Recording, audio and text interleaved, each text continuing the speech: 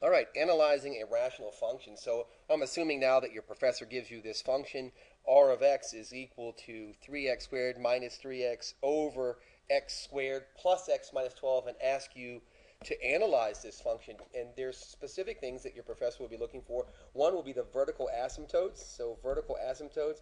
And to find the vertical asymptote, remember, vertical asymptotes are vertical lines that a function can approach but can't pass through.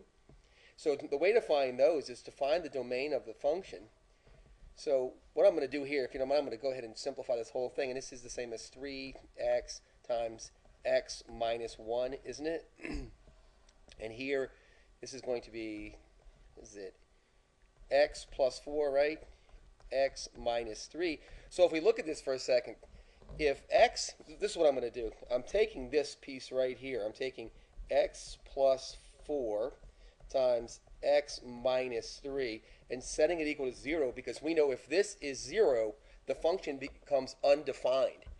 So for what values does that exist? Well, if x is equal to negative 4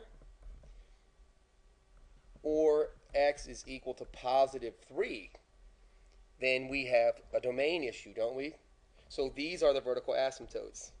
And vertical asymptote is spelled just this way. Vertical, obviously. Asymptote. Asymptote. So vertical asymptote, so we have the vertical asymptotes.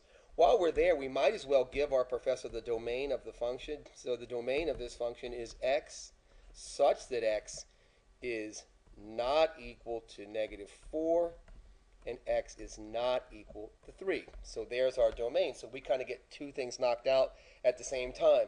In just a minute, we're going to go to our ti-nspire cast, and we're going to show that what we've gotten here, but let's gather up some stuff. The next thing I'm going to look for is a horizontal asymptote, and remember that horizontal asymptote is end behavior. It's what happens when x takes on extremely large or extremely small values. And by extremely small, I don't mean near 0. I mean extremely small like negative 1 billion. And extremely large like positive 1 billion or 1 million or 10 million. So enormously large values. And then what we're going to do here to find a horizontal asymptote is we're going to look at our function and we're going to find the degree of the numerator. And the degree of the numerator, as we can see, is 2. It's a second degree polynomial here. We're going to also look at the degree of the denominator, and it's also second degree. So by looking at that, we can make some assumption here. As x becomes enormously large, all this other crap over here becomes irrelevant. So what we really have is, this is 1, isn't it? 1x squared. So we have 3 over 1, because this and this are the same. So our horizontal asymptote is y is equal to 3. Really, really important note about horizontal asymptotes. Horizontal asymptotes say that our function will approach a height of this as x values become enormously large or enormously small. It does not mean that the function can never touch it. It just doesn't touch it at distance. So we have to check this. We have to ask ourselves, does our function r of x ever equal y? Does it ever touch the horizontal asymptote? And the way that you would do this is you would do 3x squared minus 3x over x squared plus x minus 12 is equal to 3.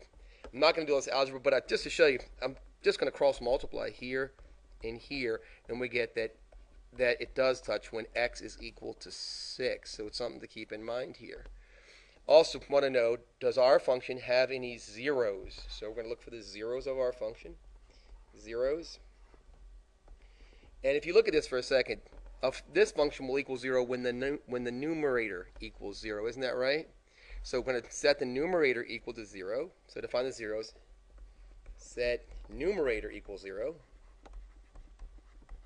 equals 0. So we had 3x squared minus 3x is equal to 0. I'm going to go ahead and factor this out and get 3x times x minus 1 equals 0. And we see that this thing is actually going to touch the x-axis at x is equal to 0 and x is equal to 1.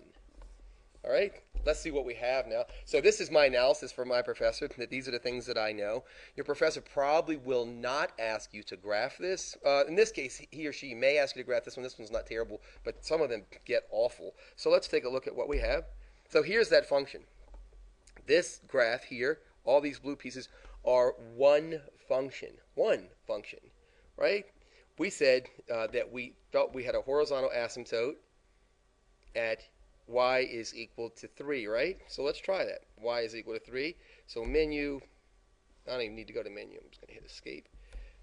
I'm going to go to tab. Whoop, escape again. Escape. I'm going to go to tab.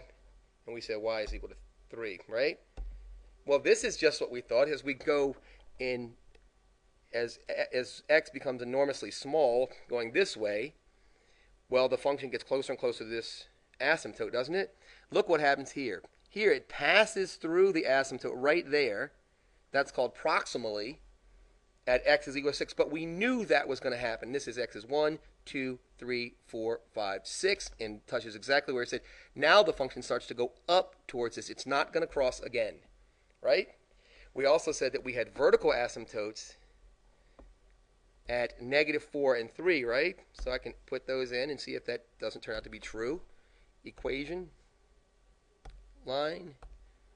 So we said x is -4, right? No, x is -4, right? And there's that one. And we also said we had one at x is equal to 3. So x is equal to 3. And see if this doesn't turn out to be true. So here it is. This is our horizontal asymptote, just as we said it was going to be. Here's our first vertical asymptote, our second vertical asymptote. We said that our function does touch the x-axis at 0 and 1. So I think our professor will be pretty happy with that. All right? Look, I hope this was helpful. If you haven't already subscribed, please do, and your comments are always welcome. Thanks.